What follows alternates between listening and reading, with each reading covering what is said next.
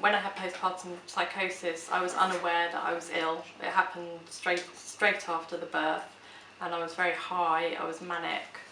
I couldn't stop talking so much I lost my voice. I didn't sleep for about 11 days. So I had problems feeding the baby because I couldn't concentrate on one task. I thought I was a sort of super mum, that I had it all under control. I had no idea that I was ill. Many areas of the country there were no specialist perinatal mental health services, and women who developed mental health problems during pregnancy or after birth were just referred into normal adult mental health teams, where there may or may not have been anyone who had a special interest or special knowledge about treating mental health problems at that time. We needed to commission the new service because it was obvious that we had a gap, and we used a lot of women's lived experience to actually shape and develop the service. I had support of the whole team, so the psychiatrist and the psychotherapist, and also a perinatal nurse as well.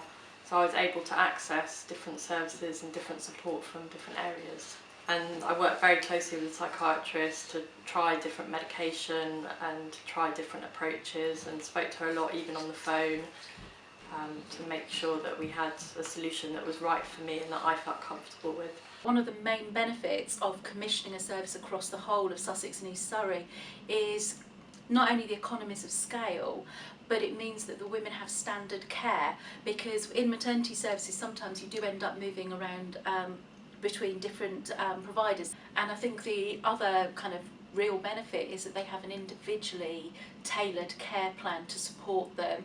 Postnatal depression is very different to a normal depression, and so I was able to get a lot of feedback about how long it might take to recover and what support might be better, and how to handle the situation as an individual and with my child and with family as a whole.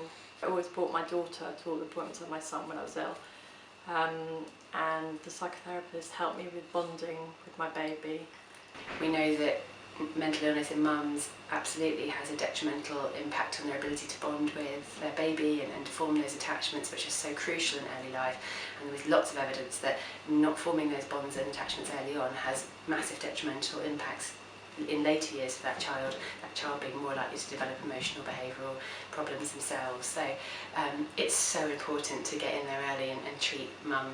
These specialist services are aimed at the 5% of women who develop a more severe mental illness. I mean, of course, in the most severe cases, women with severe mental illness can act in ways that would be very out of character for them, but ways that might put themselves or their baby at risk. And, you know, in worst case scenarios, women with severe mental illness can even take their own lives or the lives of their babies, and that's absolutely something that we should be able to avoid.